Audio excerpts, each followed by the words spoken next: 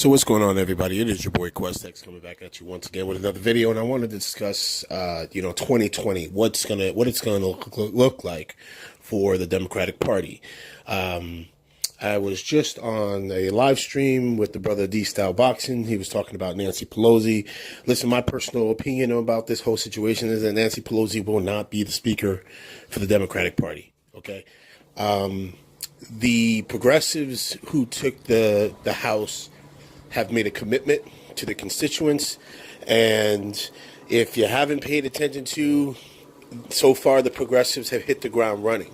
Alexandria Ocasio-Cortez, first day on the job, she's already protesting in front of Nancy Pelosi's office. I've been on the record of saying that I believe that the Democratic Party now in 2019 is going to have basically a kind of civil war between the establishment Democrats versus the progressives and the grassroots Democrats. Grassroots Democrats have got this. They have to trust and believe in their voters. Their voters put them in office for a reason. And this thus leads me into what I think the Democratic Party should do in 2020. There is a progressive Democrat who lost his bid in West Virginia named Richard Ojeda. I like Richard Ojeda.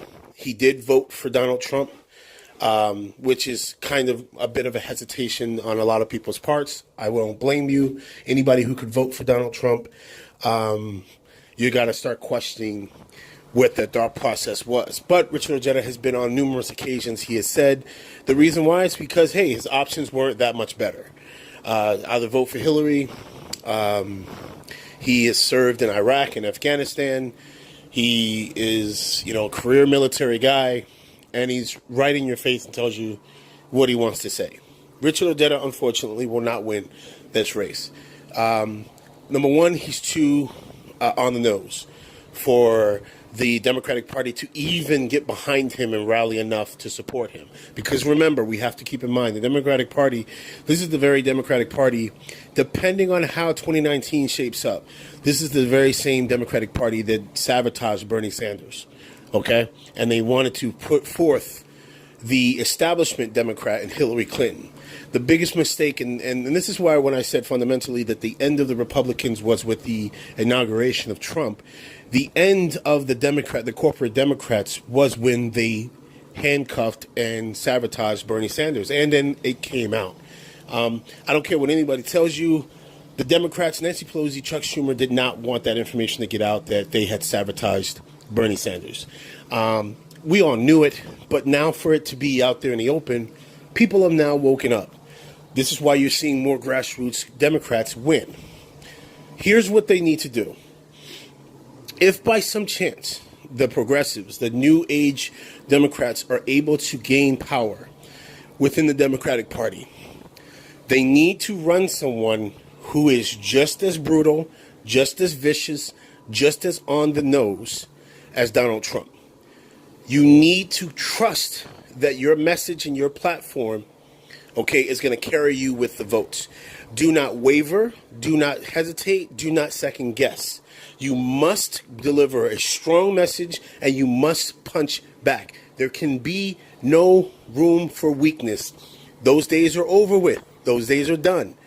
If we want to make it very known that even if you support Republicans and you vote Republican, it does not matter, because what you represent is something that's going to take care of even those that go against you. But you need to get those voters. These voters, listen to what has just happened. The voters of America, in suburban America, independent, and even some Republican voters have now joined on the progressive train. You need to harness that energy, and you need to push forward. Do not go backwards. Do not sit there and try to take a centrist attitude or moderate attitude. Do not do this. Continue to maintain and punch it home. 2019 is very important for the progressive movement. This is the year that we have to, what Ocasio-Cortez is doing by going to these rallies, by already protesting in front of Nancy Pelosi, this is what we need. If you continuously work for the people, your constituents, they will show up for you in 2020. So the rest of the remaining progressives who have taken power need to follow suit. Do not become complacent. And also, I don't care what Nancy Pelosi or Chuck Schumer say. If it comes down to getting this asshole out of office, you vote to get him out of office. You were elected and placed there to oversight on this asshole. So you do it. Do not back. Do not waver. You've already seen Chuck Schumer and Nancy Pelosi go on interviews because, again, they're trying to pad their pockets, trying to sit there and become the stars of the show. Let them be TV representatives of the Democratic Party. You get down to the nitty gritty and do what you got to do. Okay? And I believe that without a shadow of a doubt, if you hit the pavement and you grind hard and you get things done and you get legislation pushed and you oversight on that asshole 45 that's in office, come 2020, hands down, man down. Democrats have it, and it will be a progressive candidate who can rise to the top of the ticket. It's your boy QuestX. I'm out.